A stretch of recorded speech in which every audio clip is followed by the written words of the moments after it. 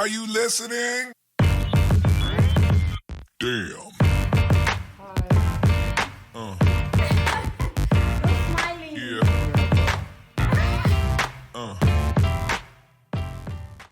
Hello, sports fans. My name is Leroy Marc, and welcome back to the Business of Influence podcast, season 2, episode 2. And I'm Tami Ruschin, and we are super excited to be discussing new age content marketing, how to deliver a better experience to your customers. Ooh. It's like we're in the Business of Influence headmasters masterclass. We have nice little notes coming up ooh, what shall we be discussing today? New age content marketing. Tami, what's new age content marketing? Well, it is in a one-liner. Yeah. Understanding current content trends, which is new age content. Okay, so the new trends of and content. how to deliver that, obviously, to your consumers, incorporating new content trends into your influencer and content marketing tactics. So if I'm gonna, so for me to understand it, so this is obviously because the content creation space is changing every 2 hours and there's new stuff happening.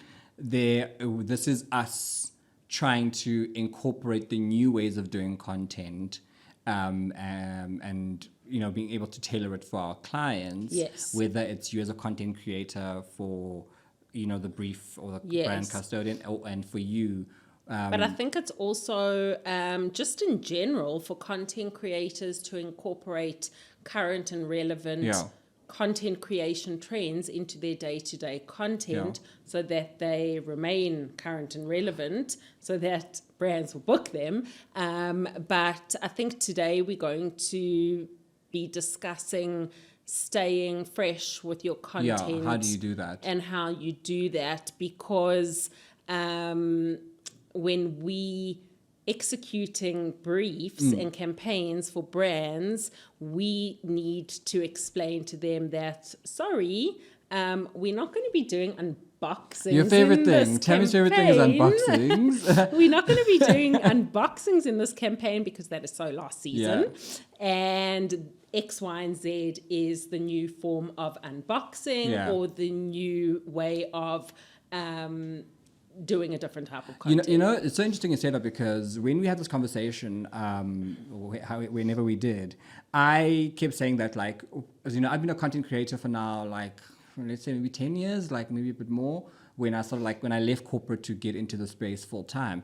And what's always been very confusing for me was I came into the content creation space where we were still just doing stuff, it's you take a selfie and it was oh, well done for you. Yes. And then you go to an event and you take a picture next to the product and well done for you. Then transitions came. Ooh. My word, there was videos where you take it off and now it's off and then you put it back on and then you shimmy and now you're in Barbados and But that comes into, and I actually had this conversation with a client before we started here today, in terms of differentiating between a content creator and an influencer. Okay. And that is why style ID is so important, because we actually dive into the difference. The client had said, well, she absolutely loved using this influencer for the previous campaign, but the content. Okay. And then we had explained how that influencer is actually not a content creator. No. Yes, it was a sports brand. Yeah. This influencer is in soccer. So the numbers are there generally. The numbers are there, the influence is there, but the content creation skills and editing skills are unknown to them. You see, I love this because the differentiation between content creators and the influencers for me has been one that we've always muddied. Right. Look, and I think blurred. there's definitely blurred lines. Yeah. There is, because content creators still have influence and followers. Yes. But it's a different type of content that they're creating. And what we've started doing, I keep going back to how at Style D we have the pre-planning stage before we go and execute and even choose influencers, because what we've started doing now, when we receive a brief, we split the number of influencers, individuals, should I say, into who are we going to use as content creators, and they have primary objectives, and then who are we going to use as influencers, and they have primary and secondary objectives.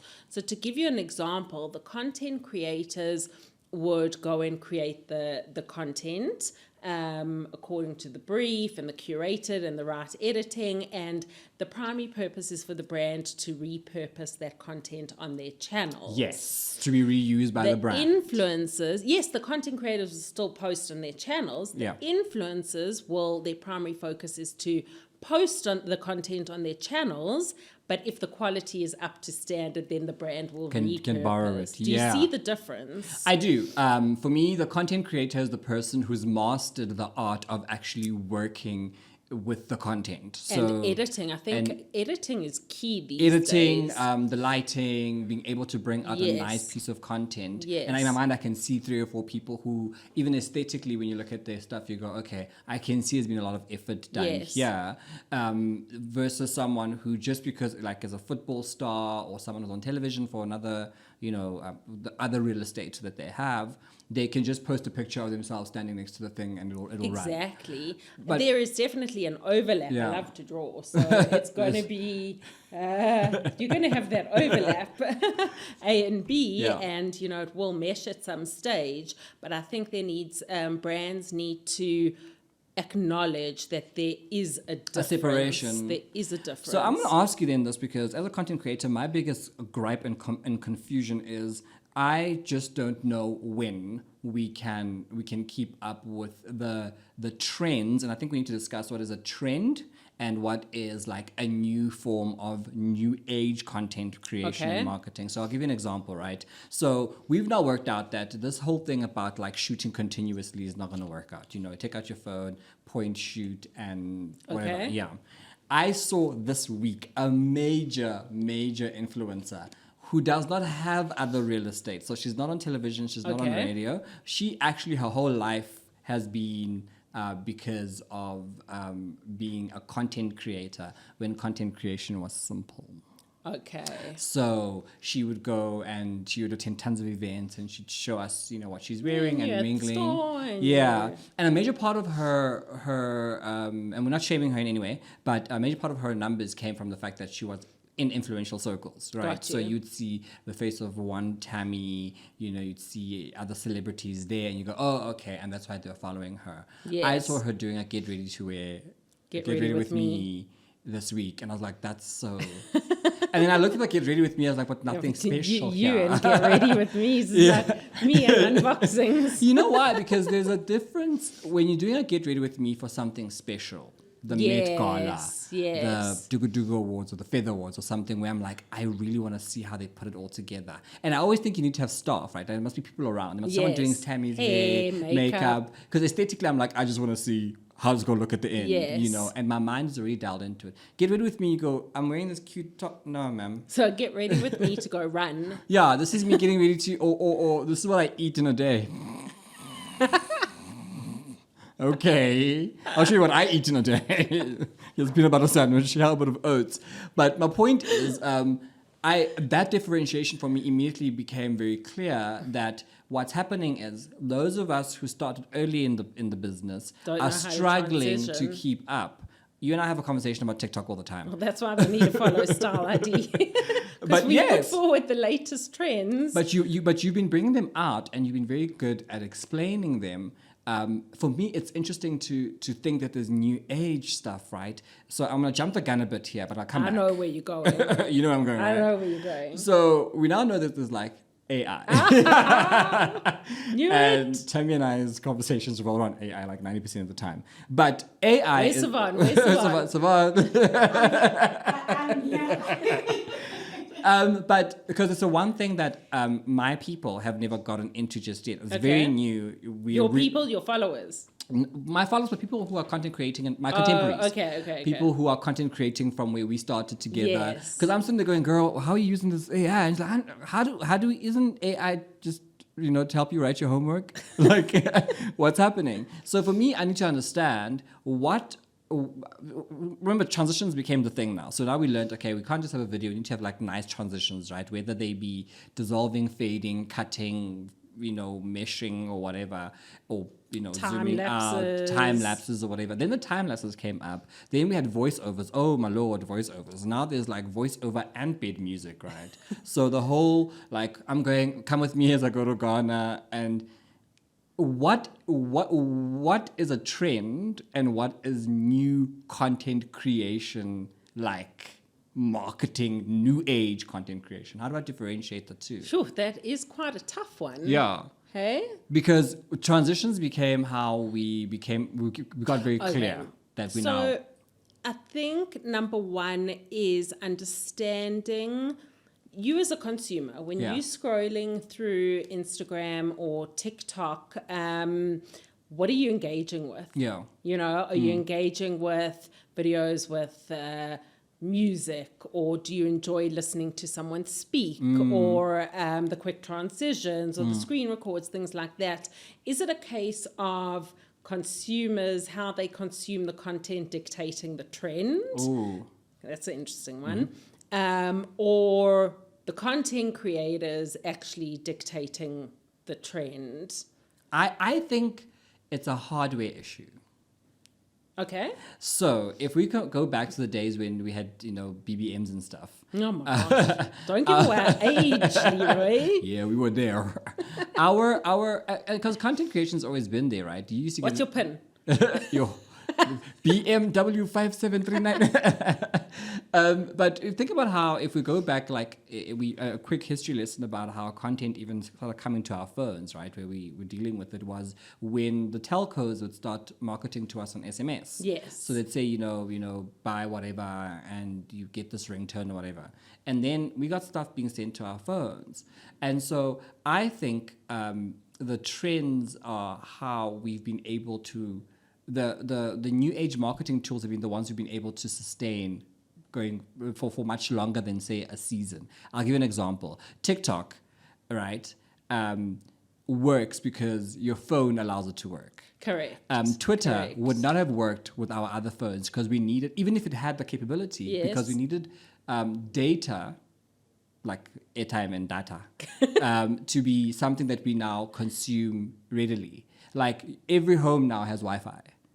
Every business has Wi-Fi. Yes. So now I can afford to be on Twitter, Facebook, because I'm always online, even when I'm not online on my own dime. Yes. So now that the infrastructure is there, the trends can then get there. So, for instance, TikTok came up because Instagram is too rigid and too aesthetic. Curated, yeah. Too curated. So what TikTok did was say, okay, I'll be able to give you, because your phone can do it, we can put funny filters and funny voices and change your face a bit more. And now we can create new content. Okay. So you're saying it's a hardware. That maybe one of the elements is a hardware thing. Because now I'm seeing TikTok, for instance, is all about skits.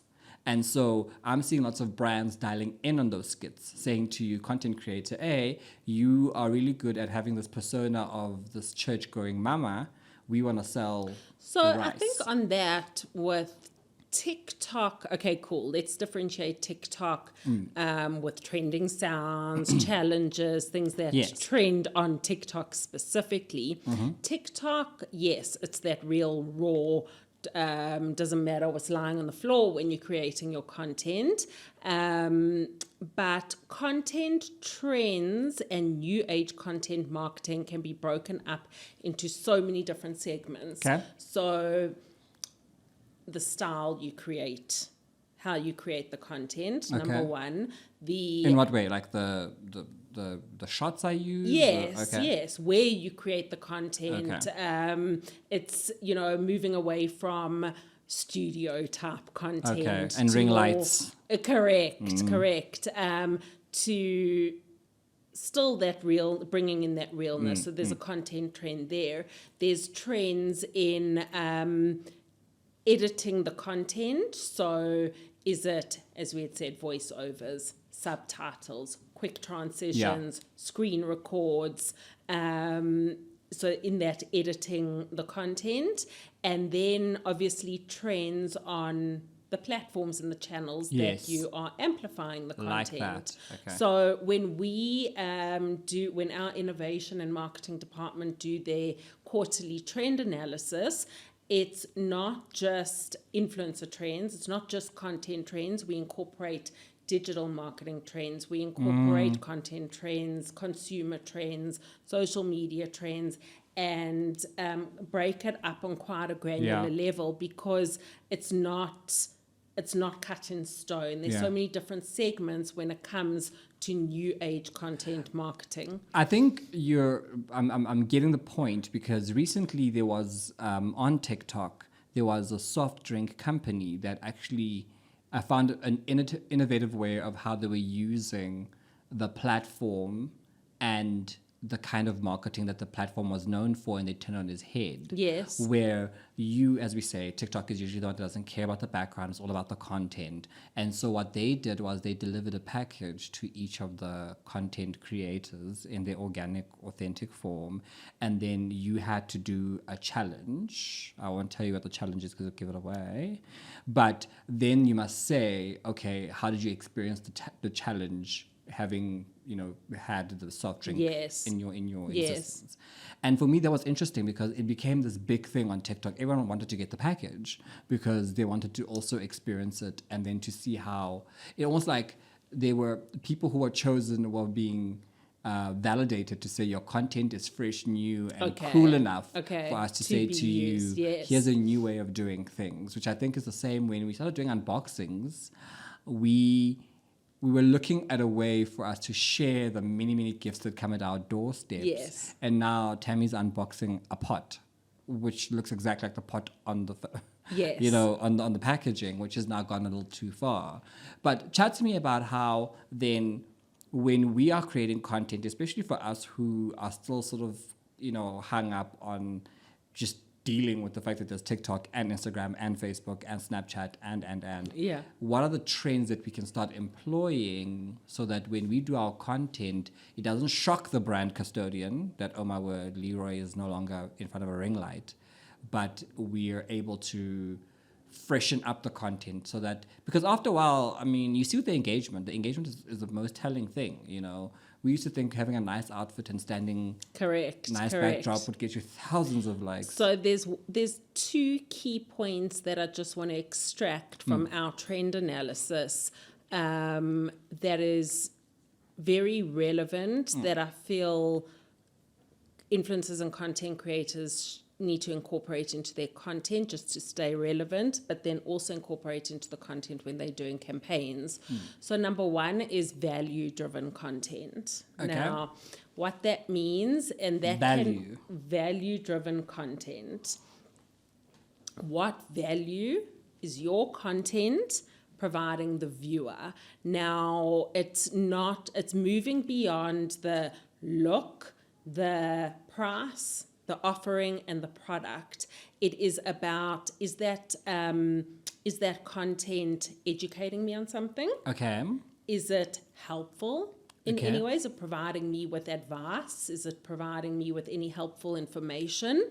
Or it could be the complete other way, and is the content just entertaining? So the value it's giving you is that you're laughing and it's funny and it's humorous. So are we getting away from the aspirational look at me content, and we're going to because I'm looking at because the fitness influencers are always the biggest culprits, right? Because they'll go bench press 200 million and you go, well, I'm getting nothing.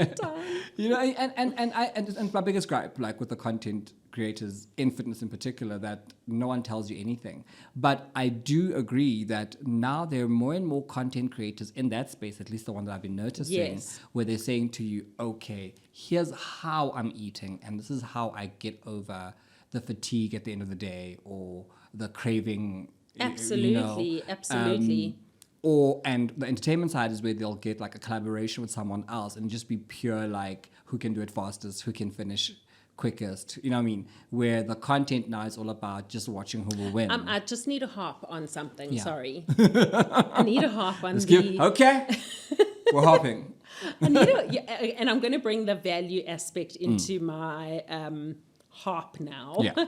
So let's just take fitness influencers. Yeah. Cool. Bench pressing 200 kgs at the gym, showing their content, whatever. How is that helping your viewer? Yeah. I don't know. But Because a bench press is a bench press is a bench well, press. that's it. What I would want to know as a follower and as a viewer is, what do you do when you're so fatigued at 3:00 in the afternoon and you've still got to go train? Yeah. And I don't know, it could be something silly as, well, I drink 3 cups of coffee and I'm good to go. Or I give myself a pep talk and this is my motivational speech for the afternoon. And then I'm going to go train. Or, I want to be able to see that real life stuff that consumers or everyday people experience, as opposed to, okay, lekker, you bench press 200 kilos, wow, amazing. So what is that value? What is that purpose-led message that you're going to portray to? And it doesn't have to be deep, right? It doesn't have to be like, I meditate for 6 hours. Because I can tell you one where for all of January, I didn't take sugar. And so well done. Yeah, mood. Are you back from 1 to 3, I had but to. that's a perfect example. Like,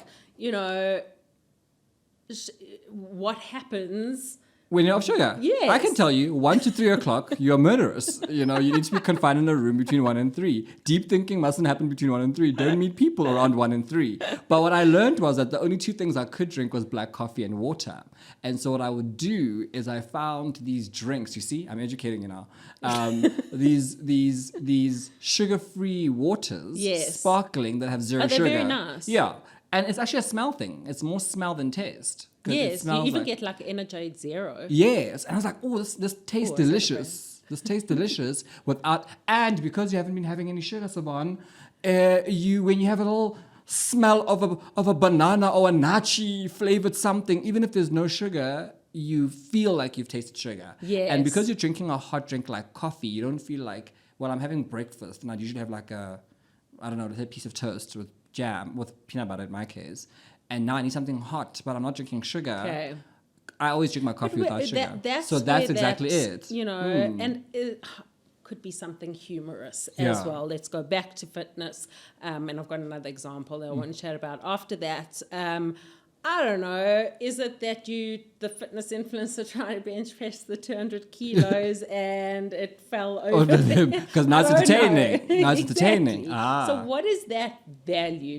Don't just show your audience that you're bench pressing 200 kilos. Yeah. So I want to take this back to another example that we were having a conversation about, you and I, the other day. Our secret conversations. Yes. Let's take a completely different industry than what we've been talking about now, and let's take banking. Okay, banking. Okay. Cool. How can a bank app provide that value and purpose-driven content, which is the new age content marketing, to their audience? Okay. So when I think about the banks that I consume, the banking products that I consume, I always find that banking is so linear. Yes. It's always just, always telling you about how they're the best bank because they've got lowest interest rates, our interface is the best, and. I would really love for banks to be able to dial into the fun elements that allow having access to my money and the way you make me bank must make me want to bank with you because the experience is so great. Okay. So as you say, what is the value? You must either tell me about how it's so fun because you get to see like our banking logo dancers, and I said to you before, my favorite ad on radio right now is for an insurance company. Yes. Because they've actually just put the middle finger to everyone else. Absolutely. All the insurance companies will tell you about how trust, love, whatever, look after you, we always pay the claim. These ones went and spent hundreds of thousands of rands. More than everyone. And you know what the ad is on radio? Dead air. They go, hi, it's about to be awkwardly silent right now, so let's begin the silence. And that's a no-go in radio. It's such a swear word to Yes. have dead air that if there's dead air, we have a panic button to start playing music. As presenters, we just go, press the button because we can't have dead air. It's yes, just, it's so... and they went and there's did like, that. literally, big commercial radio stations are playing 30 seconds of just... Dead air. And then you hear like a in the background, and it kills me every time because... But now you're giving the consumer value. They like... Because now I'm telling you, Tam, you won't believe, dude. They just... Because we were driving with my partner in the car, and we were chatting, right? Because it's always like And the then radio there's on. dead And then I'm silence. like, did someone just die on radio? Like, what happened? And then we heard the little clearing, and then I looked out for the ad, and literally like 4 times afterwards, I was like, maybe I got it wrong. Yes. And then I was like, oh, this is great. I love what they've done by doing something so completely simple. But now I remember the company every time Absolutely. because I know they're young, I know they're fresh, I know they're innovative. I'm looking forward to the next one. Absolutely. It doesn't always have to be not controversial, Yeah, or but deep. out there, you know. Let's just take Banking App X as an example. It's not, and this goes back to our first episode in terms of emotional intelligence, but it's not just a screen record, Yeah. let's say, which is a new age content piece, trend, but it could be a screen record of the app and downloading the app and then showing your audience how to download the app. Is the influencer or the brand talking about something hugely important being data security? Yeah. And Ooh, I like what's- that, What yes. sort of, and, you know, don't just show me that you're downloading an app. Yeah. Amazing, I know how to download an app. You know, okay, X bank has X, Y, and Z with regards to data security. Now you've got my interest. Yeah, I love what you're saying about because things like apps you can only ever do with like having a visual representation. Yes. But also we need to be a little smart and realize that people who have smartphones probably know how to use them by now. Exactly. So I don't need to tell you how to download the app. I don't need to tell you how to shop on the app or to transfer money or all those things. Yes. That can be done in a different content piece or in a Yes. different story altogether.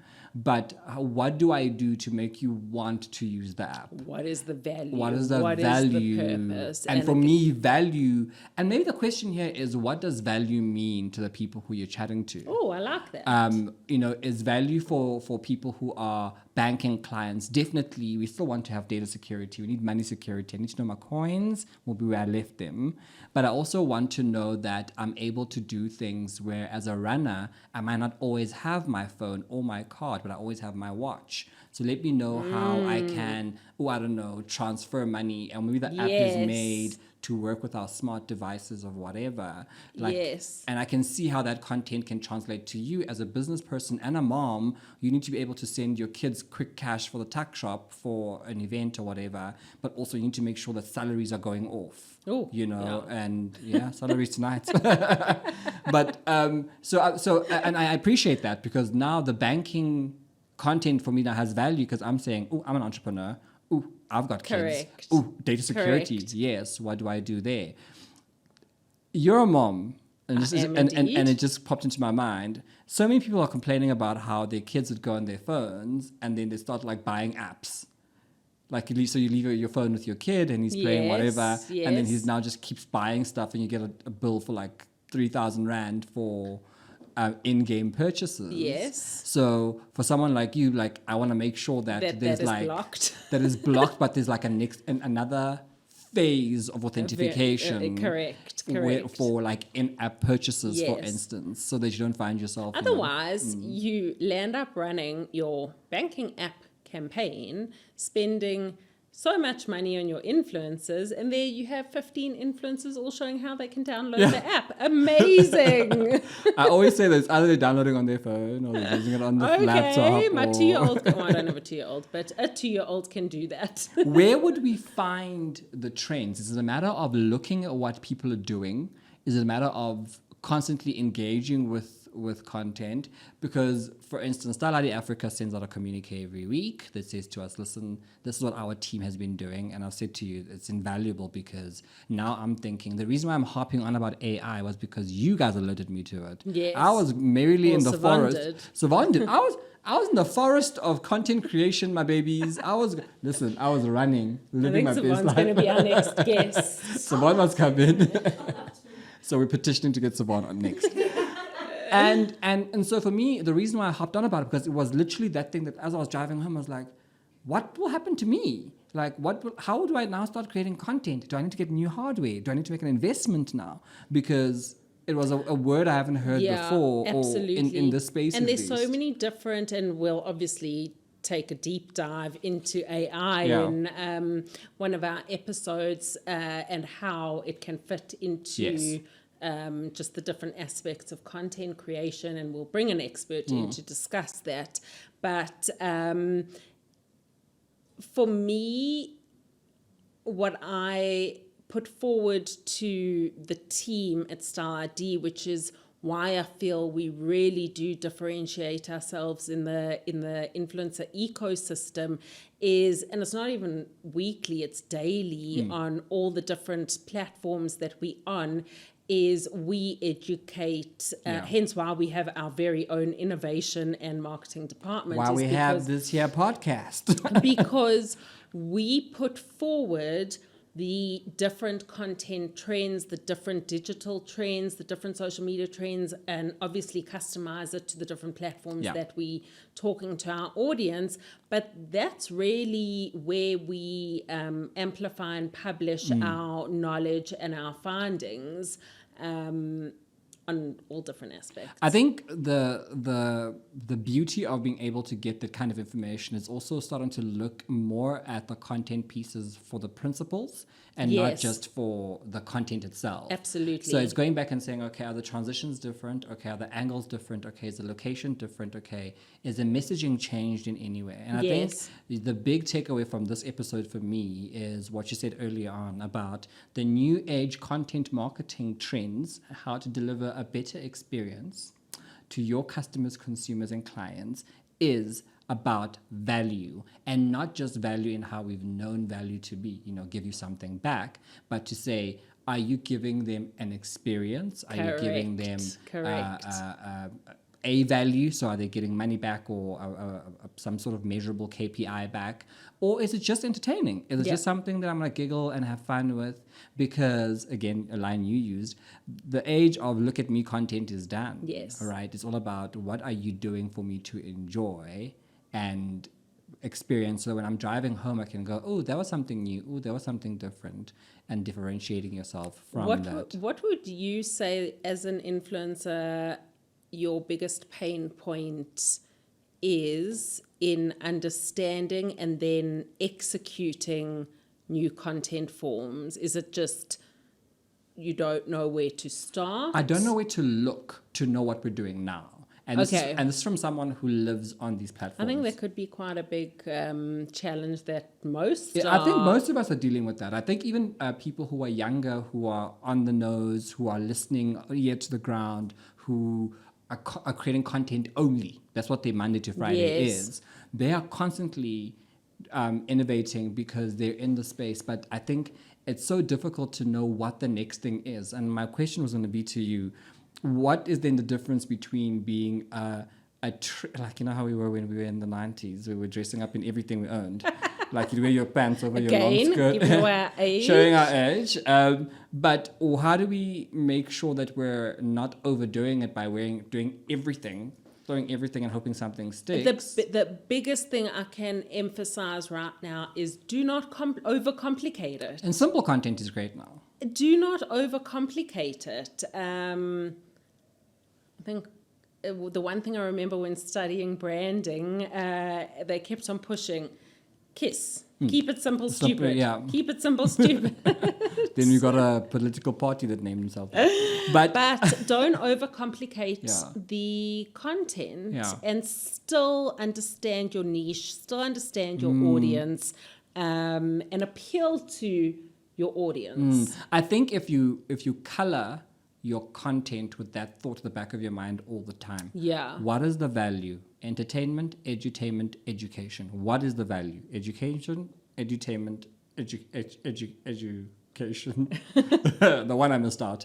Once you start keeping that going, because now I'm thinking about the campaign I have coming up, and I've got 2, and I'm now thinking, actually, let me look beyond just, you saying to me I must highlight the red cap on this bottle. Yes. But I can actually do this still by being true to myself, but by providing value by either going completely raucous and crazy about the color red and making everything red, for example, or I can find a way to amplify it where it's entertaining or fun or directional.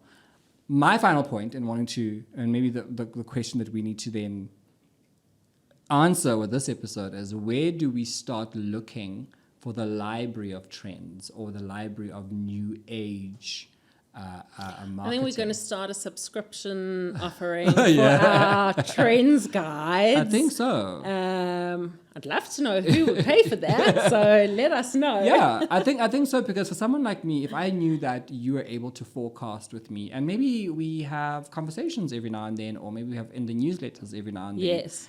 We have a chat about what we see as the new content pieces, because I'm looking forward to our AI conversation, because that's something that I've had to really go back and immerse myself in, because it's completely new. Yeah. And I'm almost worried about someone who didn't have a savant say, hey, AI is a new thing.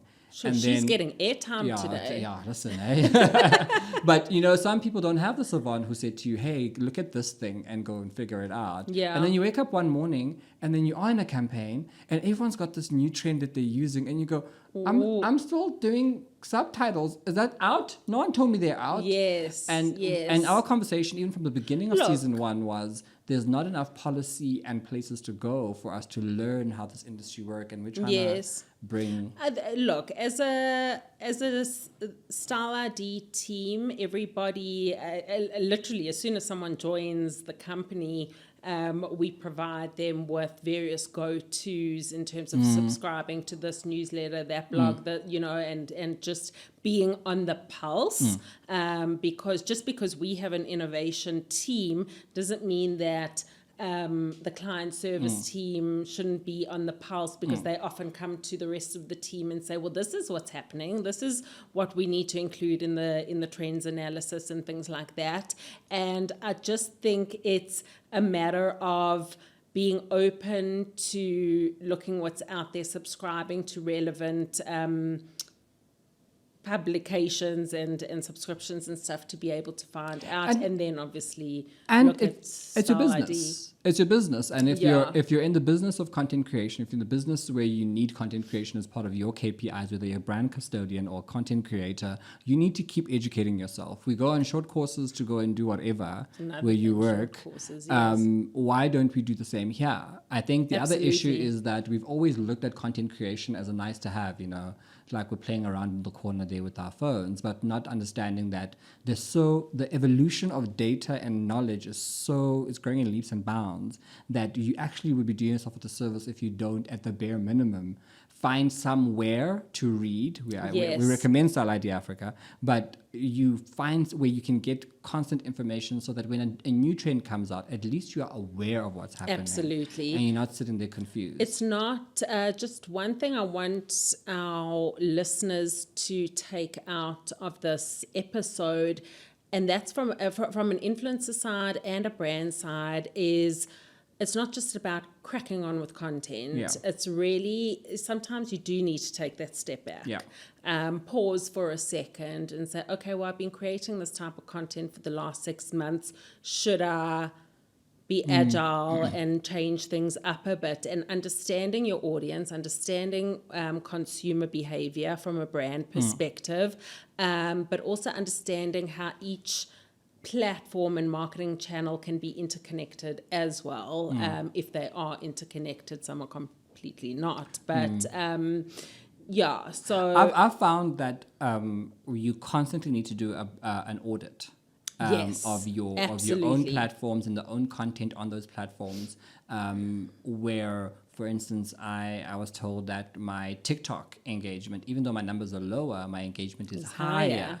And so now I'm thinking, oh, Yve, why is that? Yes. And then because of that conversation, I posted a picture recently on my Instagram that was doing fantastic. Yeah, but I would usually just let it do fantastic and I'd go on my merry way. Yes. I then went back and said, no, I'm going to reply to my comments. I'm going to reply and, get that engagement going in because I've been, now I'm watching, okay, this is actually doing really well. What about this picture? This video is really good.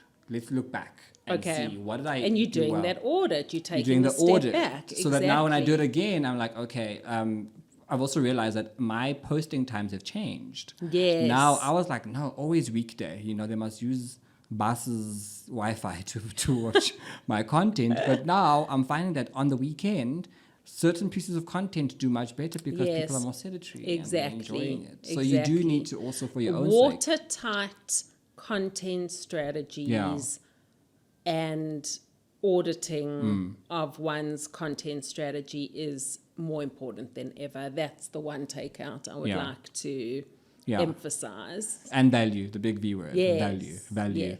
So now that we've gotten to this point in the series where we've had our first episode with emotional intelligence, and this is interconnected into that, where we're now looking at keeping your content fresh, but always adding value and all of that. When we looking at the rest of the year and the kind of, we're hoping where the trends will go, what is the one underlying thing that you want content creators and brands alike to constantly be having at the back of their minds when they are drafting the brief and receiving the brief? So not necessarily about, always be emotionally intelligent and, what's the open-ended question you think they should be asking just before sending the brief, just before starting to shoot the content? I'll go first because I've been thinking about it while you think about it. Mm-hmm. Just pull back and think, why am I doing this? Correct. Why are we trying to get KPIs? Do we care if it looks good? But just go, why am I doing this? Am I doing this? Okay, I'm entertaining. Is it relevant? Is it good? Would I want to watch it? Because I think that will pepper whatever happens as you go forward. With the moving, this episode has just taught me there's so many moving parts that you almost have to have one principle where you go, yes, if I just hold on to, is it relevant? Does it add value? Is it authentic? Yes. Is it intelligent? Then I don't have, whatever comes, I don't mind. And let that be your rationale and then go and execute according to that. So we're on the same page. Well, I don't need to add to that. Of like mind. And if you want to see our like minds collaborating again. Okay? Yes. Sorry, we're not ending yet. Okay, wait. No. Are you harping again? No, okay. I think let us know what content challenges you have. And what trends are you experiencing out there? Because we're not the be all and end all, but we definitely are experiencing a few of them. I want to know that actually. If you can please, in the comments, Yvonne, down here, comment down here somewhere with the trends that you're seeing and which you're really enjoying. And any pain points you have with your content creation. Yeah, and we'll make sure we'll discuss it and maybe bring somebody out there. I would like our listeners and viewers to look to Style ID as the go-to in innovation and trend analysis in order to deliver the right type of content and trends to your audience and your customers. So we really do, I do want to emphasize that we really do put so much emphasis, you guys time, do so much work, effort, research into educating all different stakeholders in the influencer ecosystem on the latest trends. And you guys do deal with a lot of influencers, right? And a lot of brands. So at the bare minimum, you guys are a very good test of what's happening in real time. Absolutely. In the market. So Absolutely. I think, we push the Style ID, but we do the work. This podcast is part of doing the work. Yes. To make sure we're not just giving you here's a brief, client wants this, and then you don't know where to start. I call it the cut and paste. Yeah, or the other one you say, throw on the wall and see what sticks. So I really implore you, please use the resource. And again, share with us what you want to see, what you want to hear, some of your trends that you're seeing, happening out there on the social media streets, and how you're translating them, or what you're seeing, what you're confused about, you know. And we'll try very hard to make sure that this is the platform where we give you that information. But yeah, from me, Leroy, Marc, And Tami Ruschin. we'll see you soon. And remember to keep your eye on the ball.